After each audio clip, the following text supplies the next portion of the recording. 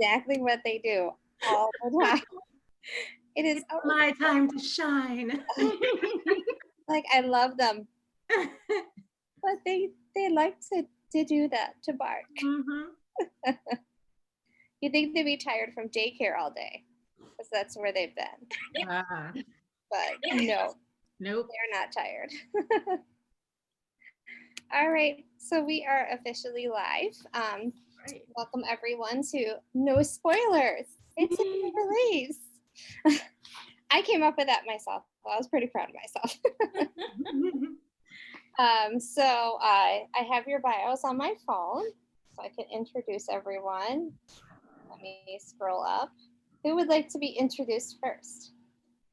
The lady of the evening, Okay. I would say. We gotta start with Olivia. You want the short version or the long version? We can go for the short version. I think it says what's necessary. Okay. All right. So Olivia Dade, the author of The Hour, has finally achieved her lifelong goal of wearing pajamas all day as a romance writer and enthusiastic hag. Her family's ever-burgeoning collection of books may well bury them all one day. And then we have Mia Sosa. Mia Sosa writes funny, flirty, and moderately steamy contemporary romances that celebrate our multicultural world.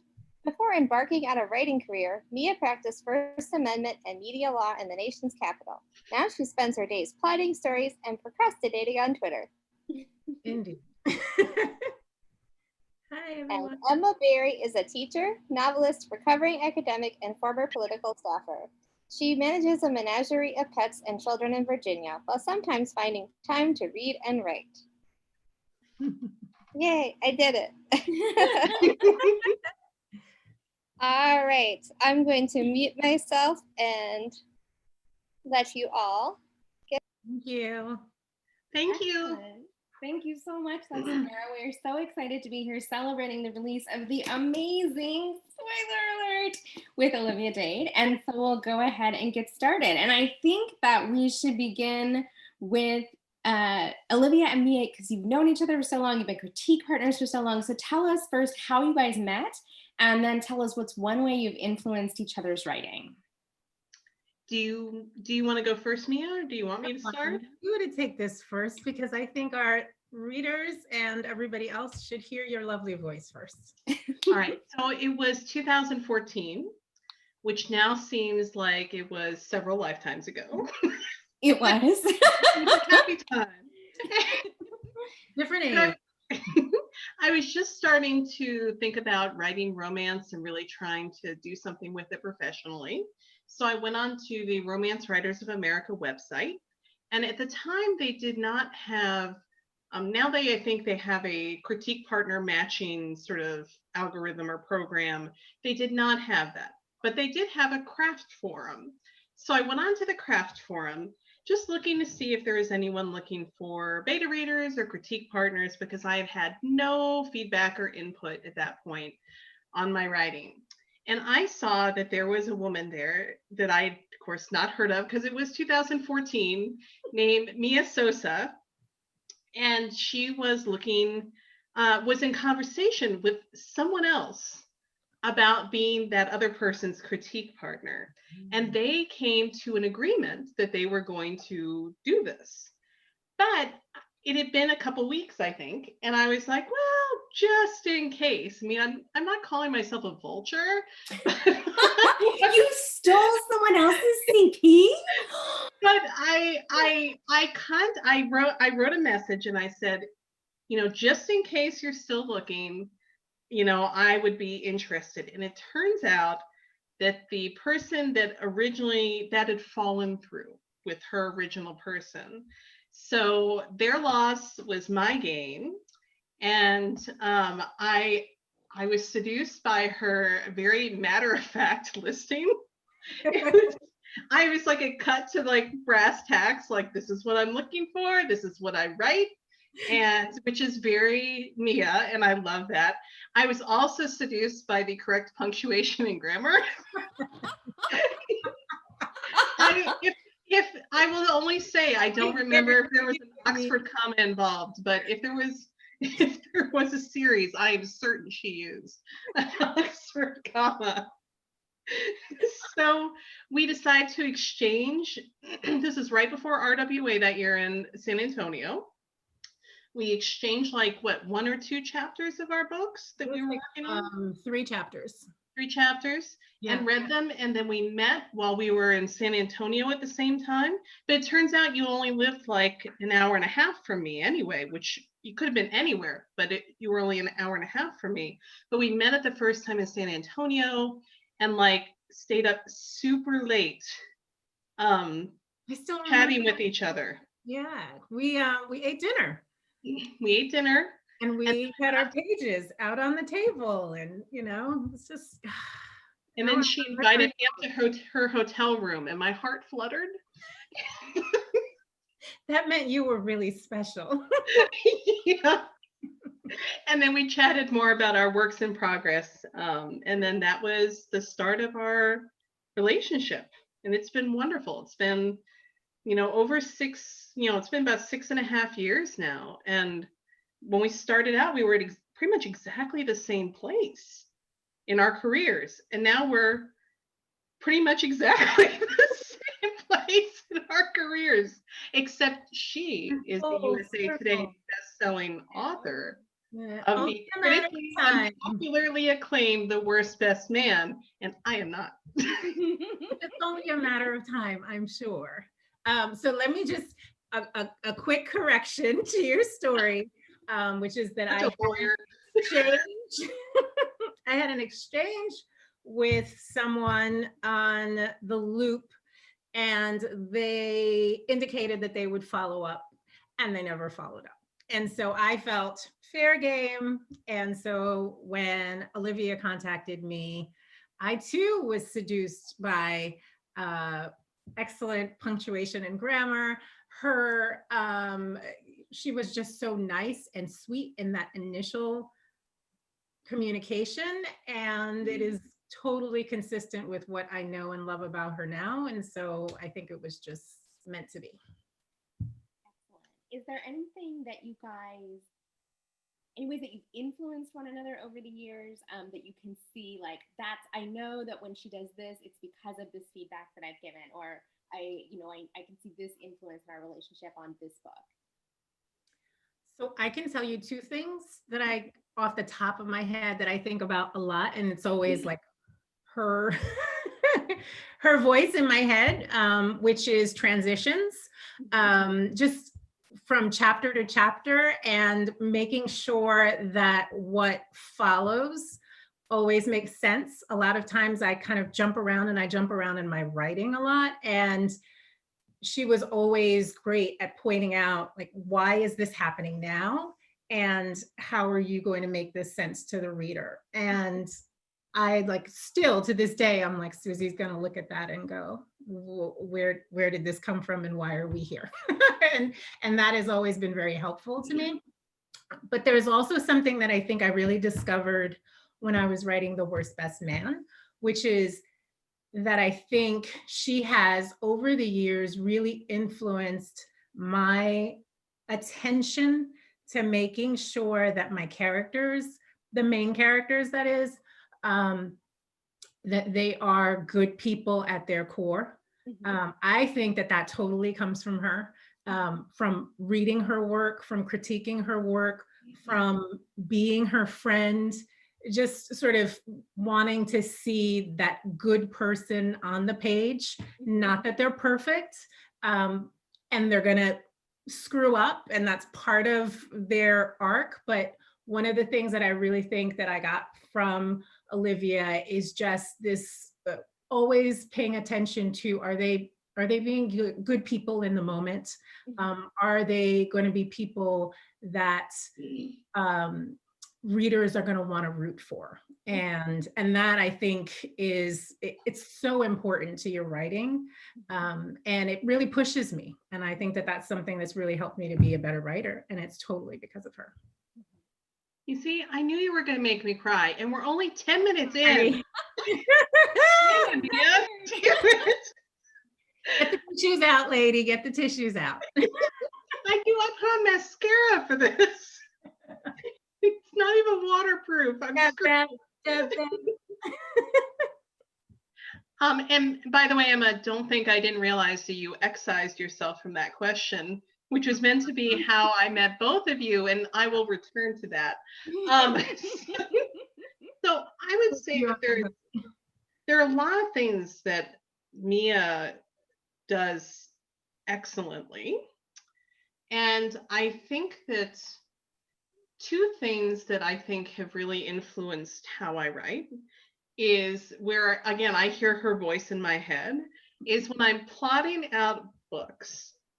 I hear her voice in my head going, but what does she want? Does she have a goal? Like, other than just like getting through her daily life and eventually like trying to make this work with whoever the dude is in the book, like what is their goal? And I'd be like, damn it, Mia.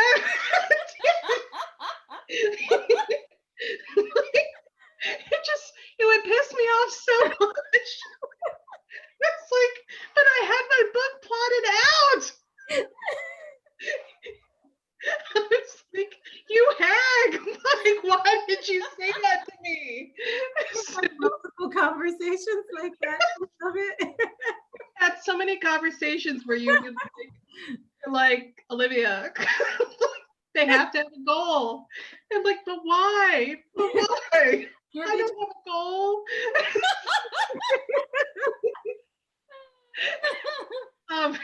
So there's that. And also, I think one thing that Mia is really strong about is that, well, there's many things, and there's a later question about what we envy in the other person's writing. So I won't get into one of those other things, but also not being afraid of subplots. Like, I have a tendency to really focus in very strongly on, in my case, the couple. And sometimes I will realize that I have pretty much ignored everyone around them. And Mia is not afraid of having like stories that have a lot of layers to them. Like, there's a lot of different things going on and subplots, and I could definitely think I see her influence, especially in Spoiler Alert, actually. I mean, Spoiler Alert is the most ambitious book that I've written because of everything that's happening. And I think that reading Mia's work all these years, was influential to me, not to be afraid of that and being willing to like swing for the fences a little bit in that way, to be ambitious in my books and in my writing and in my plot. And Mia is ambitious in her plots and in her books. That's the reason. Well, pointed out as well. Yes, but you like, you always, it's bursting with ideas and you go for it. Like, there's a reason you've been successful, and there's a reason people love your books, and that is a large, not, you're also hilarious and extremely talented, but also you just go for a lot, and I'm just so impressed by it, and I think that that's been influential too. So, and back to Emma Barry. Right, I'm pointing at like, you guys can't see it, but like I'm pointing at her. Emma Barry. So Mia and I have been friends since 2014. Emma Barry and I have been friends since 2015. So like before my first book ever came out. I mean, not quite as early as Mia, but very early. Based on a Twitter conversation where she was talking about Colonial Williamsburg, and I sort of Kool-Aid manned into the conversation. It was like, I used to work there in costume. And she humored me and asked me like, oh, that's very interesting. As she probably thought to herself. It was legitimately very interesting. I was not humoring you. And then, so we started talking, and I noticed I was talking to her about having written a book, which will now at this point never see the light of day, but it was set in Colonial Williamsburg with people in costume. And I may still do a book that is set there with people in costume, but it's not going to be that book. But Emma volunteered, actually sounded legitimately enthusiastic about reading this book. And I could have been anyone. So like, bless her heart for volunteering. But she read it, and then we were chatting about it. And then the next time I visited my mom, who lives in that area, I think, we met each other either that time or one of the next times. And you have been, you read pretty much all my books before they come out, and you have been my dear friend. You and Mia have been two of my absolute dearest friends now for over 5 years. And I do not know, like, here's where I'm going to cry again, but I legitimately do not know what I would have done without the two of you. So thank you. I love you. We love you too. And I think having you in our lives and in our books has just made such a huge difference. But we need to not cry. We need to celebrate. So we need a question from somebody. Okay, Mia, this question's for you. Rom-coms are like having this moment right now, and you are just a queen of rom-coms, and with the Love and Q series and in your USA Today best-selling Worst Best Man.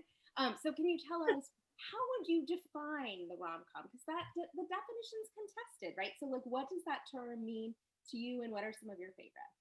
Okay, so I will confess that I'm a little nervous sort of talking about a definition of a rom-com, but I will tell you what I think about when I sit down to write my books, which more so in the past few years I would describe as leaning toward the rom-com genre, less so my earlier books.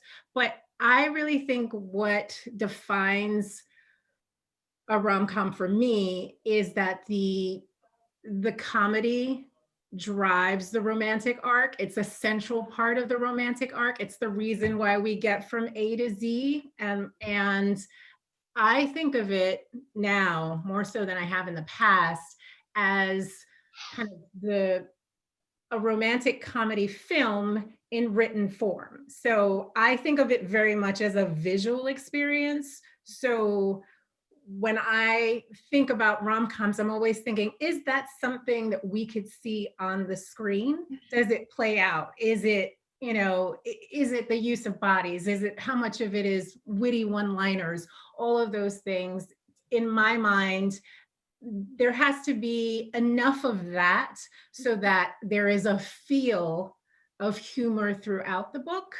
And that's kind of how I think about it. And that's how I kind of try and write it. But I don't know. I think people probably have very different ideas about, what makes a rom-com.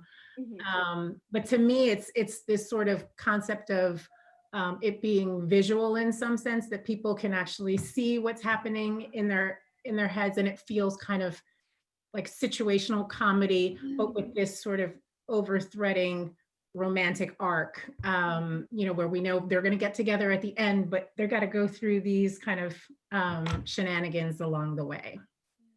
That's a really good definition. Know. I'm so impressed with that answer. I try. You have great questions. What are some of your favorites, either on screen or on the page? On page, I would say I love Olivia's work. I always have, and one of her books that we probably don't talk a lot about now because it was her early work, but My Reckless Valentine is one of my favorite works of hers, and has also one of my favorite heroines, Angie. And so whenever I think of like somebody who really has a grasp on humor, and humor that is sensitive and that does not take pot shots at people, I think of Olivia. And I probably have talked about this book way too much, but Feud by Phyllis Bourne, which is a novella. And so if you're looking for something that is really fun and light-hearted, and short, because I know a lot of people are struggling right now with reading, I think that is a perfect story. And it has some of the funniest scenes I have ever read in any piece of writing. And I highly recommend it to anybody who's looking for something really fun.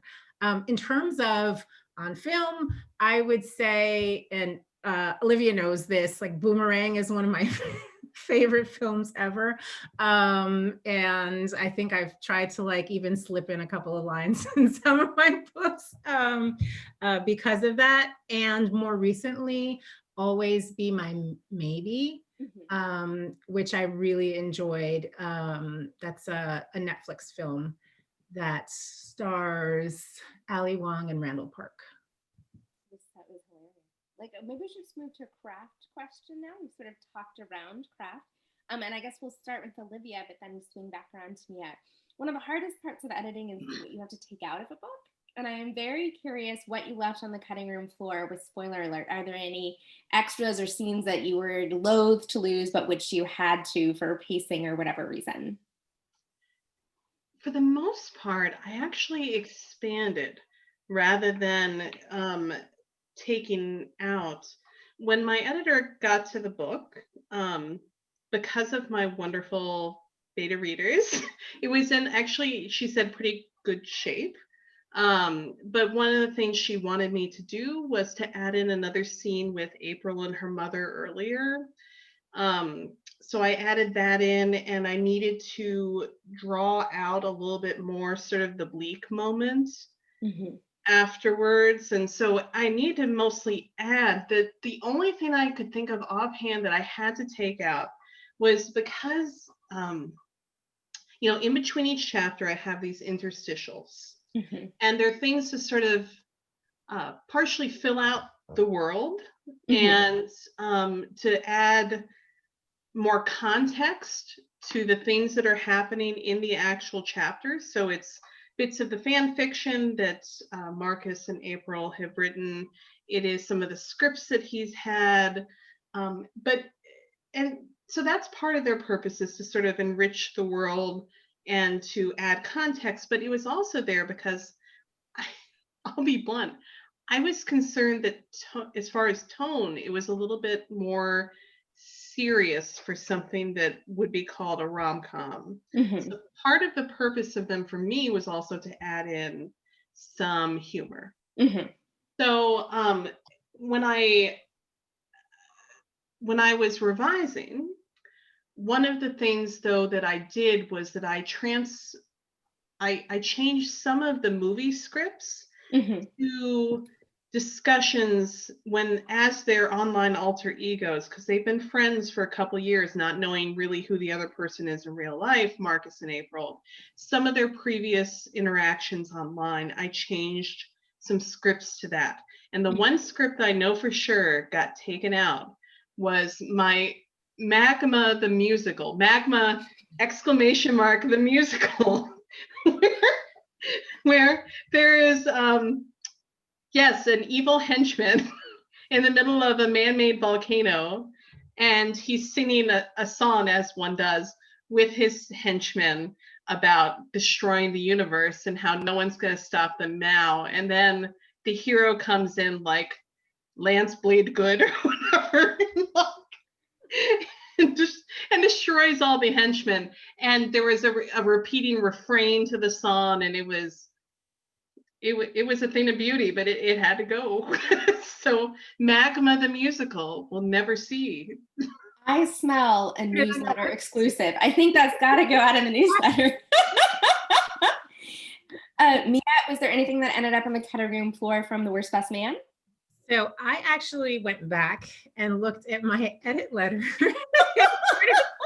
able to answer this question. I was like, what did happen with that story? And surprisingly, because I just knew I was going to find a gem, like, oh, she told me to take this out. I didn't find anything. I actually, all of the scenes that were in that, the first version of the book that I sent her, ultimately ended up in the story. And the thing that I had to do during revisions was expand, just as Olivia said. So it was all about, and also a couple of transitions. Why did we get from here to there? But it was mostly show a little bit more romance on the page, show a little bit more of kind of what they're thinking. I'm very dialogue heavy. And sometimes my editor is like, punch up the internal. And I'm like, really? They gotta think about stuff? So really actually not a lot. It was mostly expanding on what I had on the page already. That's fascinating. It's really totally interesting to me that in both cases it's the same move. And I think that may be another way you've influenced each other. Olivia, next question to you. So fan fiction is obviously like a huge part of the inspiration here, and specifically the Jamie Bran fan fiction from Game of Thrones. So the question I have is, if you could write fanfic about two characters from different shows, who would be the two that you would put together? So I considered this, I looked at all my previous fandoms and sort of looked at who I thought would possibly make good pairings.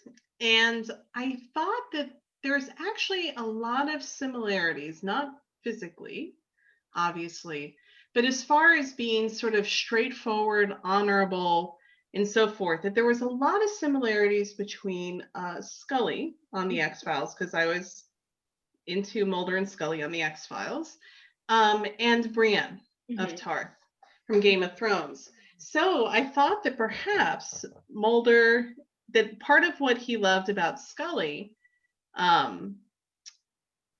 he would this moral core of decency and pragmatism, but also emotion that is sometimes sort of shielded, that perhaps Brienne could work in a similar way for him, that maybe that could be a cross pairing, and that he's a smartass, and that sort of, it fits in a little bit with the Jaime Lannister thing, and no twincest. So there you go. So it's Mulder Brienne fan fiction. You know what it's like to read, as I do, like a couple years worth of Jaime Brienne fanfic, is you always have to wonder when you start each story, will he end up with two hands or one hand by the end? And will he have sex with his sister at some point in the past? I mean, it's not like on the page usually, but like, has he or is it just that they had a dysfunctional relationship? Like a lot of authors, particularly for modern interpretations, make it so it's just a dysfunctional relationship. But there aren't that many fandoms where these are questions you have to ask yourself when you start each piece of fan fiction. So that's special. Thank goodness. I don't think that's a bad thing necessarily. Mia, to change the subject from that, we're going to leave that one alone. Can I pause for just a second? Of course. This is why Mia and I used to meet at Wegmans in Frederick, Maryland. We would meet halfway between us. And I'm sure the people around us were just absolutely horrified because neither one of us is we're loud and have no filter. And we're just cackling to ourselves over totally inappropriate things in our little booth. So I miss that. I'll have to, when I come back to the US finally, we'll have to find a Wegmans and go drive out some customers like we used to. Folks who would get up and move to another table. We'd be like, yes, now more space. I think you just answered the upcoming question. What's the first thing you'll do when coronavirus is over for good? Go to Wegmans and horrify people. It's good to have a goal. Exactly. Need to have a goal. You have to have a goal. And I was thinking about this the other day. Remember the brownies? I remember the brownies. The Wegmans brownies. They had caramel in them, and some of them had some minty stuff in them. So I'd forgotten about those, and now I want them again. Damn you, Mia Sosa. I have to go and get them and send some to you. No, God, please. We've already had enough food and mail incidents. Sorry, you can Keep going, Emma. I'm sorry. I apologize. No worries, no apology necessary. But speaking of dessert flavors, there was a question on Twitter about what flavor, Mia, do you think the cake is on the Worst Best Man cover? Definitely marble. And I'm gonna say it's buttercream. There we go, marble with buttercream. With marble, yep. I'm certain there will be relief to have the answer, but more seriously, I guess, that was like an instantly iconic cover. Yeah. I mean, I think just like that's a cover that will last for a long time, that people will be using it as an example of kind of the height of the illustrated cover trend. But how do you feel about the illustrated cover trend? We have lots of them here. And like, how do you feel about them more broadly? I would say I like the illustrated cover trend, not to the exclusion of any other cover, but I like that it is an option.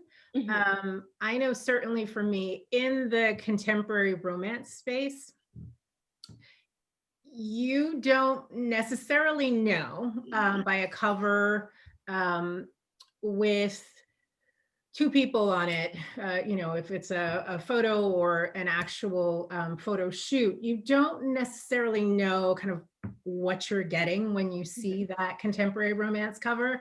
And so at least for me and for my stories, part of the struggle that I think I had with the Love on Cue series is that readers didn't know what to expect. And so if you open up a book and you expect it to be a contemporary romance and, to have the feel of a contemporary romance and it feels a little bit more rom-com-y, then I think that can be not necessarily off-putting, but it's sort of a shock for some readers. And I feel like, at least in this instance with The Worst Best Man, I didn't have to worry about that. Like, I feel like that cover matches the content of the book. And so I like that I had that option. I don't know how I would have done a cover otherwise that would have given people a sense of kind of what they were going to get inside the pages of that book. And obviously, and I'm sure Olivia can speak to this beautifully, but I think it also, with illustrated covers, we can expand what we see on a cover, just in terms of inclusivity, in terms of fat representation, in terms of multicultural representation. And so I think that having that option is a good thing. But I also love all kinds of covers. And so, I know that I feel like there is space for all kinds of covers. And I'm certainly in love with spoiler cover. And so I think it's a perfect example of, why we should have these kinds of covers. Show the Worst Best Man cover for folks. Yeah. You need to scoot over. No, it's right behind you. So is it? Yeah, it's literally just behind you. Gorgeous. There you go. I saw that and I was like, that is so clever. That cover. Such just a graphic, easily understandable, adorable, hilarious graphic interpretation of the story and the title, and just instantly iconic. Like, didn't your daughter helped you with that? She did. She came up with the concept. Oh my gosh! Yeah, future graphic designer right there. I was really happy about it. I knew that I wanted a cake topper, but then we were like, what are we going to do with these folks? And we wanted to get some sense of the tension, because it's an enemies to lover story or hate to love. And she was like, well, what about kicking him off the cake? And I was like, yes. So worked out well. Brilliant. Oh my gosh, I didn't know that. That's the best backstory. Yeah. If only all children were so useful. I'm gonna ask my children tonight, why have you not helped my career in this way, the same way Mia's child did? What is wrong with you? No pressure. So you are both very brilliant at also writing secondary casts of characters that surround your central couple and that make your stories feel so grounded in communities, I think. So what do you think makes for a good secondary character in a romance, and who is your favorite secondary character you have written? And I think we should start with the lady of the hour, Olivia. Absolutely. I think one of my primary goals when creating a secondary character is that their personality has to be very clearly not the same as the main character. That they have to have a personality that is a contrast, so that right, so that they don't all run together. I mean, that's sort of, I mean, on a purely pragmatic craft level, it's boring to have characters who would react to things the same way or say things the same way. Often, too, I allow secondary characters sometimes to carry some of the humor, like particularly if a book is maybe edging more toward serious, which I think was also partially, like, I do think, spoiler alert, is very funny.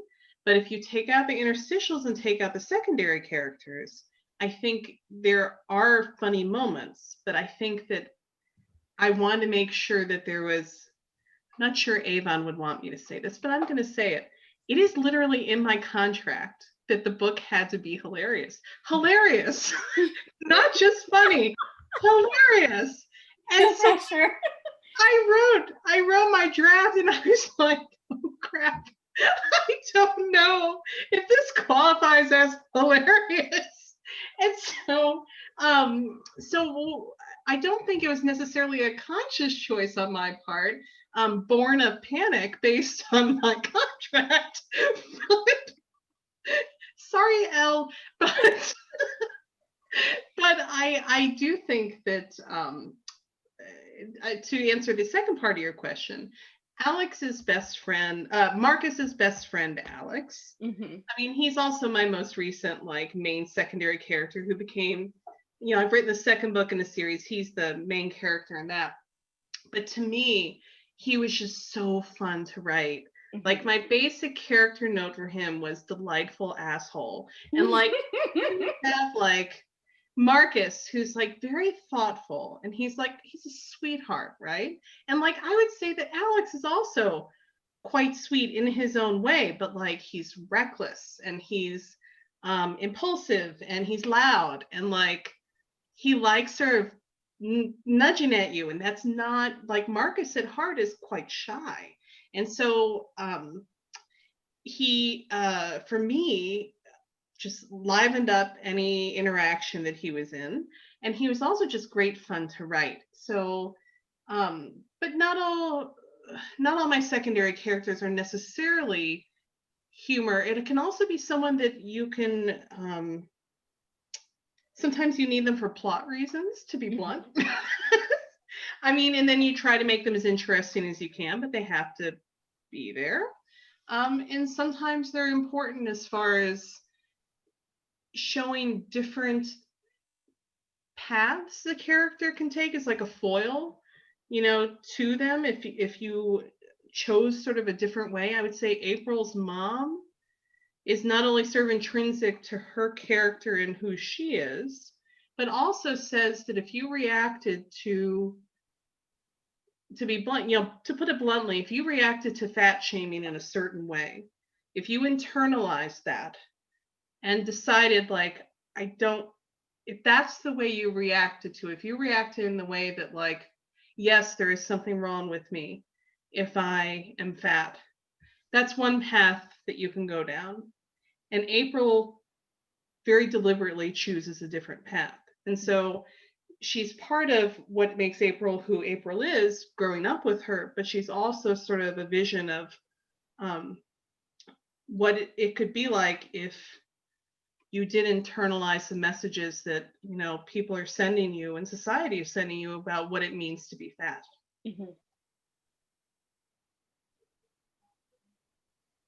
That was really heartfelt. And like, Sorry. I think I know it's good, but I think we're having a moment of like, that's really profound. Mia, would you like to answer the secondary character question? I don't want to follow that. I don't think anyone would want to follow that. I'm totally kidding. I expect brilliance to come out of Olivia's mouth all the time. So I would say my books tend to be family centered. I tend to have these large Latinx families that are in my books. And so I think of secondary characters as sort of as the community, as you said, that the characters are living in. And because I think it's important to give readers a sense of how the two main characters are going to fare after the book is closed and they're living their happily ever after, I always like to give a flavor of like what that life looks like. And I think you can do that through secondary characters, and just give them a sense of who are the people they rely on, who are the people that will tell them you're doing something wrong, who are the people that are going to tell you, no, you need to go down a different path, as Olivia suggested.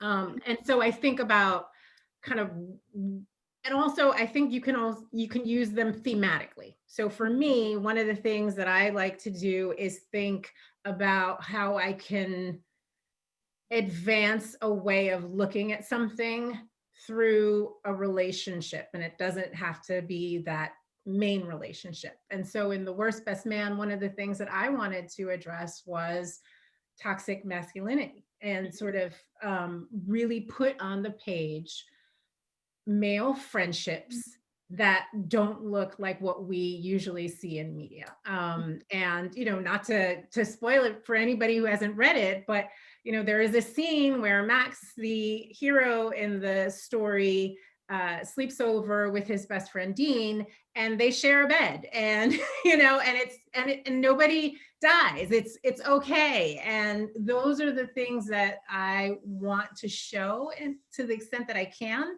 And if I can do it with characters who have meaningful relationships with the main characters, then I think it's an opportunity to, as Olivia would probably say, to like swing for the fences and kind of, add another layer to the book. Excellent. And that is a perfect transition into our first audience question, actually. So like brilliantly done. So our first question is from Cindy Lee, and she asked about passing the Bechdel test when you are writing romance and how you balance that with advancing the romance, which I think fits on with what you were just saying about addressing toxic masculinities. I'm going to let Olivia take a swing at that one first, and then we'll bounce back to you, Mia. I think it is very common in my books that either the female main character has or is in the process of forming a group of friends, especially female friends. And part of the reason for that is because friendships like that have been deeply meaningful to me. And I didn't really have a ton of them until I started writing romance, so it's sort of fresh in my mind. It's only been, 6 years till I could really say everything changed for me in my friendship life with that. So often my characters either have that or are in the process of getting that, because I don't want my characters to be isolated. Mm-hmm. I mean, I want readers to know that no matter what happens with the romance, there is a safety net. There are people who love those characters. That could be, it could be family, but in my case, it's often friends, that there are people there who will catch them if mm-hmm. they fall, so that, there might be bleak moments, but it's not that they will still have love in their lives. Mm-hmm. Like through friendship. Mm-hmm. So, and a lot of my books, and I'm going to I get to work this in. One way that Emma has influenced my writing, because that was also supposed to be something I was supposed to talk about with her, is working in work in books, because she does that brilliantly. Emma does a beautiful job of creating worlds in which work is very important, because I think that's part of her, but part of me too, and how central that is to her characters. And then sort of layering in just amazing amounts of detail and making you feel immersed in that workplace. And so I think in my writing in recent years, a greater emphasis on work is totally influenced by her, and I think she's maybe much better at it. That is a lie. We have fact checking in this session, and that is a lie, but continue. That is not a lie. Shame on you for contradicting me. And so often they're in a workplace too, where they're going to have, if talking about the Bechdel test, which for people who don't know, it's that you have two women on the screen or on the page at the same time talking about something that's not a man, right? Okay. So, but if you're in the workplace, often you'll end up talking about things that are not men. Sometimes you do talk about men in the workplace, but that is often going to be how that occurs for me, is because naturally when you're at work, you're not always going to be talking about romance. That's going to come up sort of naturally. I don't know if that answered the question very well. No, I think it did. Yeah. Mia, to you. Fair to myself, it is almost 1 a.m. here. So I think. And you're a little punch drunk on release day, I'm sure. Right. But still doing beautifully. So thank you. I would say one of the things that I often think about is making sure that my characters are doing something, and that doesn't have to do with the romance. That they have a goal. They have a goal. And I often think about it as, we talk a lot about love conquers all. And I think of a romance as love conquers love. Love doesn't conquer life. And so there has to be other stuff going on. I kind of think of them getting together at that point and that totally making sense at that moment. But also these two have had a life. And they've had a backstory and they've had goals that have nothing to do with each other. And those things have to find a way onto the page. That's the way I think about it. And so having discussions, particularly between women, oftentimes in my books, they have to do with family, and kind of the support that they give each other and their concerns about their goals. And reaching their goals, and living up to expectations, because, I have no idea what it's like to try to live up to expectations. But all of those things find their way on the page, I think, because you've created this full character. And you've created a full character that isn't just about getting the person.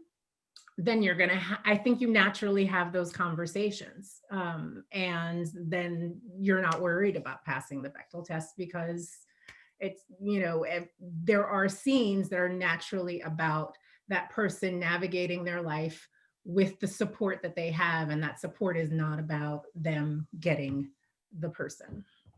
That's what I should have said. Yep, I did not say that. That is absolutely what you said. I just said it a little different.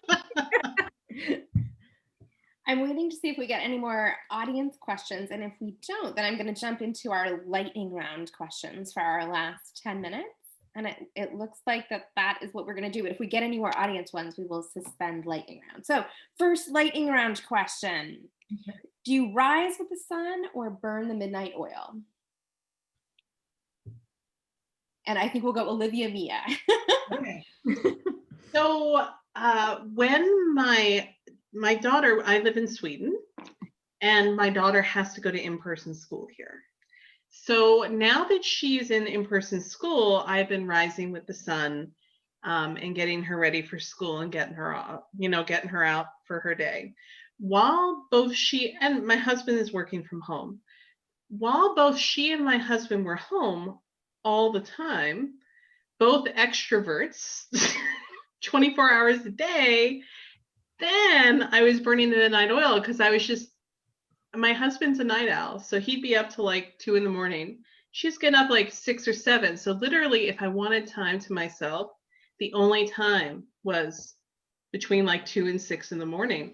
So I was going to bed at like 6 or 7 a.m. and then sleeping then, just so I could have some quiet time, essentially, and time to work, because it was hard to concentrate. I'm used to working by myself in the apartment, no one else around, absolute silence. And that was not something that could be found when either one of them was awake. Wait, that was supposed to be lightning? That was like an enormous lightning storm. That was a Gods of the Gate-esque lightning storm. Okay, Mia, lightning round. Watch how it's done. Burn the midnight oil. A+. Shame me, Mia. Go ahead. Shame me. Okay, second chance, Olivia. Pumpkin spice, yay or nay? Nay. Nay. Emma, pumpkin spice, yay or nay? Super nay. No, no way. Favorite autumn tradition? Turning on my light therapy lamp. now that I live in Sweden. That's an acceptable answer. I don't know. All right, that was cynical, but yeah. Totally okay. And you know she's gonna show me up by being like, absolutely not. We troop through the leaves and like, you're so mean. Because I was gonna say one of my favorite things is going to the pumpkin patch and selecting pumpkins. You see, I knew she was gonna be all wholesome and adorable, and then I would be like, I turned on my light therapy lamp because it's dark here. You're like a crusty miner who's like 90 years old. And she heroin. Only wholesome thing I do. Okay,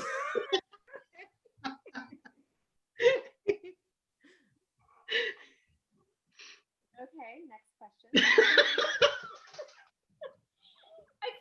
I feel like mean teacher here. Okay, cake or pie? After this past week, I think we all know my answer to that. This question predates that, okay? Cake? Cake with crushed pretzels. I like a nice bowl of cake.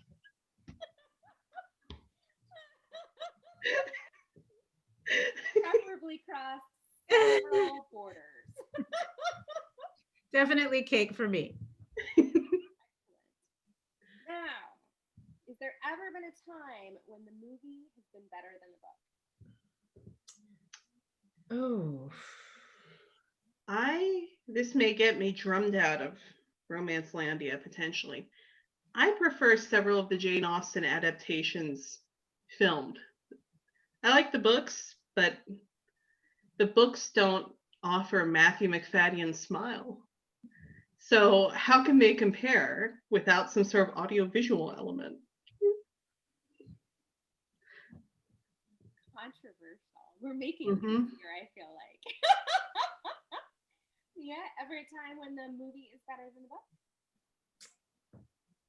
I can't think of one. It was on the tip of my tongue to say The Color Purple, but I actually think they're I love them equally. So I don't even think I can do that. No. Let me be clear. I'm not saying better, but I will say I enjoy more, like my answer. Okay, fair enough. Groveling or grand gesture? For a good grovel or a good grand gesture in a romance novel? Now, here's the thing for me, is that a lot of times I feel like there's insufficient grovel is like one of my number one sins. For me, I get so unhappy that in many cases, it's when the male main character has done something egregious to the female main character. And I feel like he has not groveled enough. And a lot of times, I think what's hard about the groveling, because I like groveling, but a lot of times, if what they did was that egregious, then I'm sort of out of it anyway. If it was mean, then it's hard for me to move on from that. So there's another major lightning storm right above us. So I would say if the grovel is done well, then both. Okay. Yeah, groveling or grand gesture? I like the grand gesture. I like the private grand gesture, unless the public grand gesture makes sense in the context of the story. So I think a lot of times there's sort of a public declaration, and I kind of feel like it doesn't fit the characters and that they wouldn't want that to happen. But at the same time, there are books, and spoiler alert is one of them. And hopefully that's not too spoilery, but where I think a public declaration makes sense. Yeah. That doesn't go too far, right? No, that was perfect. Another one that I love in one of Olivia's books is the public grand gesture in Teach Me. That's all I'll say about that, because I don't want to spoil that one, but I do like that one also. Yeah. Okay. Do we prefer light and fluffy or angsty and ugly cry? Light and fluffy. Light and fluffy. Okay. Excellent. Now I'm going to go ahead and jump, because we're sort of wrapping up. And so I want to give you time to talk about what's coming up next from you. So what can we look forward to from both of you? And I think, Mia, we'll start with you. Let's see. My next book is The Wedding Crasher. Tentatively, no, I'm pretty sure that's, I'm going to say tentatively titled, but I think that's the title. It's called The Wedding Crasher. And it is the story of Max, the hero and the worst best man, his best friend, Dean. And an as yet undisclosed main character. Excellent. Although it's probably somewhere already. And I have no idea.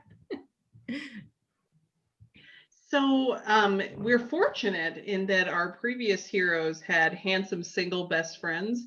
It's so nice when that works out. Now that it happens, really.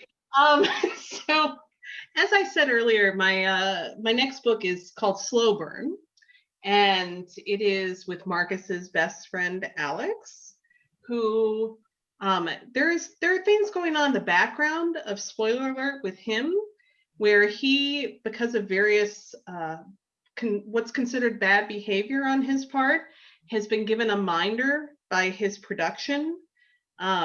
His executive showrunners have given him a minder to sort of keep him out of trouble. A woman named Lauren, who is, as he describes her, improbably short, and he calls her humorless at the beginning, and her job is to keep him out of trouble, like to be. So her name is Lauren Clegg, so he calls her Nanny Clegg throughout a chunk of the book. And it's slow burn because it is a slow burn from them sort of not necessarily being enemies, but definitely sort of working at cross purposes to a certain extent, into being friends and then into being more. And I had a lot of fun writing the book. This one, unlike spoiler alert, I didn't really feel like I had to reach for the humor in the interstitials as much, even though I think there is humor in a lot of the interstitials, but I think because he is so funny, then I think that a lot of that is on the page anyway. And I really loved the book.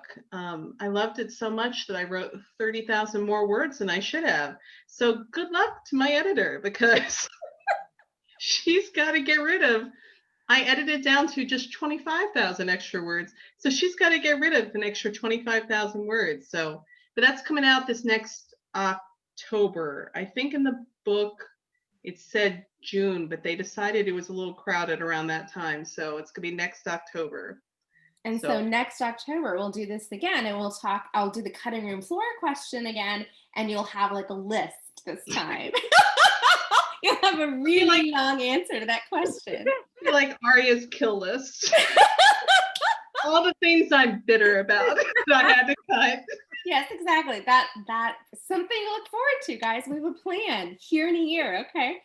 And with that, guys, we are at the end of our time. But I am so grateful to Les Sudero for hosting us, and to the lovely people at Avon for putting this together, and for you guys for being here and sharing so much with us on this lovely Tuesday evening. And I want to thank you and Mia. When they were asking me who I wanted with me, like the first people I thought of, because I love you both. You're my dear friends. And I knew that I would feel like this was a party, and I would feel entirely comfortable because I love you both so much and I miss you. So thank you for doing this. Oh my It God. was so much fun. Yeah, so much fun. Thank you so much. I'm so happy for you. And everyone, please get this book. Talk about this book everywhere. It deserves all the love it's getting and all the love it's going to get. I'm so thrilled for you.